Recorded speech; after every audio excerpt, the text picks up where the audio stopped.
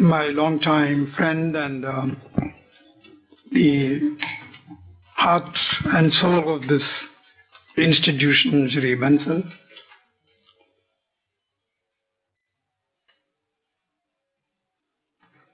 Two great academics, Professor Agarwal, the very distinguished chairman of the Union Public Service Commission, Professor Chadda, the president of the SARC University, Mr. Thayal, Ambassador Thayal, General Ahluwalia, my good friend Sri Raj Librahim. I have got in front of me, I see a large number of very distinguished friends, colleagues, besides the bright faces of the faculty and students of this institute. Good morning to all of you. Well, by now you know that Mr. Bansal is a good friend. He has given me opportunities to be in these beautiful premises even earlier to Chadda. He is very partial to friends. You will realize that in due course of time. I may not agree with you today. Maybe well, he keeps on disagreeing with me all the time. I have occasion to interact with him during the last 3, 4, 5 years, Chadda. Yeah. More than that. Well, you know, my only the only rationale of my being here is that I think perhaps I am the oldest amongst all of you. So, other than that, I don't have any qualification or experience to be with you in the company of such distinguished scholars and such wonderful youngsters who are looking forward to learning various aspects of management from this great institute, get into the large, big world of management and rise to positions of eminence. Well, when the director read out the brief about this institution, I was for a minute thinking that, you know, the alumni of this institution spread all over the world in crucial decision-making positions, maybe of different companies. What would be the influence of Mr. Bansal and the director and the faculty, you know, on the future course of events? Look, one great thing about an academic institution is that those who go out of this institution rise to great positions of eminence. And the teachers and those who have been part of the institution also get inspired by them in a way, and also get benefited in another way in the crass, materialistic sense of the word. Well, for obvious reasons, my young friends here would be aspiring for a career, a very good career, whether it is in India or abroad, whether it is in an Indian company or a multinational. Well, for good reasons, youngsters aspire for a good career, a career which gives them a comfortable living for them, their family, and also, a sense of importance, a sense of purpose in their life, that we have reached such and such a position where, other than the material benefits that it brings to you, it gives you a sense of involvement, a sense of participation, and crudely put, a sense of importance. A person who is at the helm of affairs of a public sector undertaking in India or abroad, he has such a wide canvas, he commands so much of influence, he commands so much of resources, and he or she is contributing to the economic development, to the social development of the country or the area which he serves. And today, multinationals, which I am sure some of you are going to serve in the days to come, they have a presence all over the world. What they do in one part of the world affects what happens in other parts of the world. For good or bad, in this very, very, international context in which we are living and working, the word globalization which we talked about is a reality. What happens in India has its impact not only in the neighborhood of India, but in the rest of the world. So is about events which take place in other parts of the world. The speakers, particularly Mr. Thal and Mr. Chadda, Professor Chadda mentioned about, the importance of having an international outlook and the realization that you are part of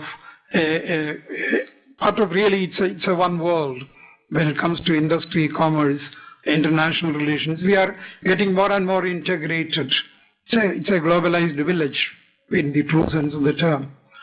Therefore, needless to say, those who go through academic institutions, whether they are management institutions or other professional institutions, will have to have this perspective that they are not, or that they are part of a larger world, and whatever they have to achieve, they have to work hard in a very, very competitive environment.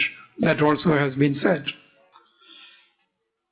But friends, after having been a part of the bureaucracy, to put it very bluntly and crudely, and a part of government in a bigger sense, an old man like me is realizing that most of the time, particularly when you grow older and older, you have to depend more and more upon those who work with you, your colleagues. Your brilliance or your record of extremely high level of performance as an individual at the time of an examination is perhaps not the only factor that will stand you in good stead in terms of your performance as you become part of an organization. Increasingly, we realize that those who have to deliver have to do it with the involvement, cooperation, participation of a large number of other people. Well, whether it is the Prime Minister of a country, the President of a country, the head of a multinational corporation, the head of a district, the head of an academic institution, I'm sure. We realize as we go along that alone we cannot achieve very much. The multiplier effect of the contribution of a large number of people working with a common objective is something really terrific. And put it negatively, without that kind of an involvement and cooperation from your colleagues with whom you are working, I think your effectiveness, even in delivering what you think is the minimum expected of you, would become difficult. This is one lesson which I have learned over a long period of time. Secondly, young friends, don't misunderstand me. While we, all of us as human beings, would try to better our position, acquire more and more for ourselves, for our family, etc., etc. It happens in the case of all of us. Nothing wrong with that. But here again, as you grow higher and higher, as you get more and more experience, you realize that even that cannot be achieved. Your pure selfish interests or selfish motives will not take you far. very crudely put, others will realize it. And at a higher level, if you think what you have got is not something which you have inherited from your mother or father. Society in which, the community in which you were born, you were brought up, you live, has contributed so much. Even the language that you speak is something which is a contribution of the community, of the society of which you are a part. Therefore, while striving hard to achieve what you think is your objective, you have to think about others who are either similarly placed or in the context of this gathering who are not placed as well as we are, the less fortunate among us.